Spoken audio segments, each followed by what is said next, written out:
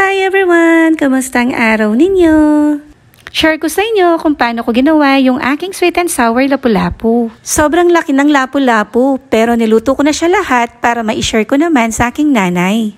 Tingnan nyo naman, sobrang laki niya. Hindi kakasya yan sa aking lutuan kaya ang ginawa ko, hinati ko na lang siya. Pagkatapos nun, inasinan ko na siya. Sinigurado ko lang na all parts niya is nalagyan ko ng asin. Kapag pala isda yung inaasinan ko, gusto ko rock salt yung ginagamit ko. Tapos sinigurado ko lang na even yung nasa loob ng isda is nalagyan ko ng asin. Pagkatapos, kinoat ko na siya ng harina para hindi siya didikit kapag pinrito ko siya and of course, less tilamsik na rin. Make sure lang na mainit na yung oil bago ilagay yung isda. So inuna ko nilagay yung nasa tail part. Naka-low fire lang ako kasi makapal yung isda kaya gusto ko pati yung nasa loob is maluto rin. Tapos ang ginawa ko, nagdidrizzle din ako ng oil sa loob ng isda para sigurado ako na luto ito. Nag-infuse pala ako ng garlic sa mantika so yung mga nakikita nyong brown is mga garlic yon. Later on, sinala ko rin sila para hindi naman pumait yung ating mantika.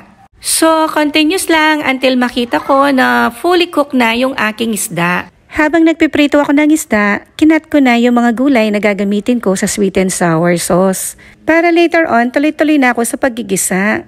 Gumamit ako ng onions, garlic, ginger, bell peppers, and carrots. Ay meron din pala akong onion leeks and pineapple slices. Una kong ginisa yung bawang, sibuyas at luya.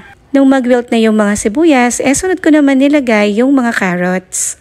So ayun, halo-halo lang, mix, and then nagsison ako ng salt and pepper. Para hindi naman maging blunt yung lasa ng mga gulay at makatulong din para maluto yung mga gulay natin. And then after that, nilagay ko na yung vinegar mixture. Itong sauce, mixture ito ng tomato sauce, water, vinegar, pineapple juice, sugar, toyo, salt and pepper. Yung exact measurement, ipopost ko na lang sa description. Nag-add din ako ng all-purpose flour para lumapot yung ating sauce.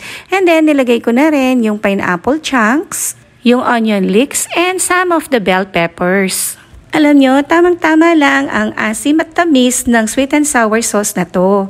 Yung pineapple juice mixture, hiwalay ko siyang tinimplahan para bago ko siya ilagay dun sa mga veggies, templado na siya according to my panlasa. That way, hindi ma-overcook yung mga gulay natin sa kaka-adjust sa lasa ng ating sweet and sour sauce. So, yun lang. Thank you for watching. Bye!